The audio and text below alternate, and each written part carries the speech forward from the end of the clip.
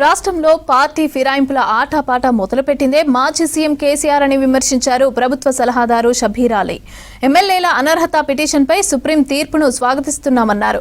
Speaker కూడా త్వరగా నిర్ణయం తీసుకోవాలని అన్నారు. అనర్హత వేటు వేయలేమని సుప్రీంకోర్టు చెప్పిందన్నారు. మాజీ మంత్రి కేటీఆర్ వేసిన పిటిషన్ను ధర్మాసనం కొట్టేసిందన్నారు. 10 ఏళ్లలో కేసీఆర్ సర్కార్ తనతో పాటు 43 మందిని ఇబ్బంది పెట్టారన్నారు షబ్బీర్ అలీ. సుప్రీంకోర్టు జడ్జిమెంట్కు స్వాగతిస్తున్నాను. సుప్రీంకోర్టులో 3 అంశాల మీద 3 క్లారిటీగా ఇచ్చినారు. నంబర్ 1, కేటీఆర్ గారు వేసిన కేసు ఈ 10 మందికి అనర్హులు డిక్లేర్ చేయండి మీరే డైరెక్ట్ అంటే అది సాధ్యం కాదు అని డిస్మిస్ చేసిండు ఆయన.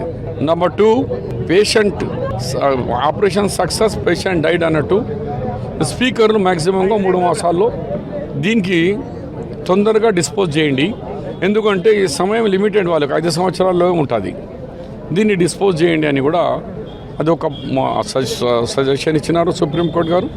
ఎనీహో సుప్రీంకోర్టు చెప్పింది చాలా అనుభవంతో అన్ని విధంగా బాగిచ్చి ఎవరు వీళ్ళు టీఆర్ఎస్ వాళ్ళు నేర్పించిందే వాళ్ళు. నాకు తెలుసు 10 సంవత్సరాల్లో టీఆర్ఎస్ పార్టీ 42 మందిని ఎంపీ, ఎమ్మెల్యేస్, ఎమ్మెల్సీస్ అందరినీ జిల్లా పరిషత్ చైర్మన్, సర్పంచ్ కాడికి వెళ్ళి అందరినీ డిఫెక్షన్ చేసిండ్రు.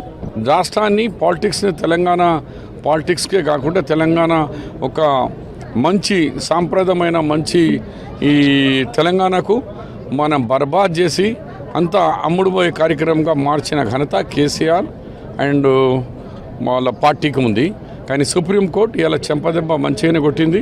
వాళ్ళకన్నా అనర్హులు వేట మేము వేయలేము, అది అసెంబ్లీ ద్వారానే అవుతుంది. అసెంబ్లీ కూడా అన్నారు ఇది లిమిటెడ్ పోస్ట్ టైమింగ్ ఉంటుంది కాబట్టి తొందరగా చేయండి అన్నారు.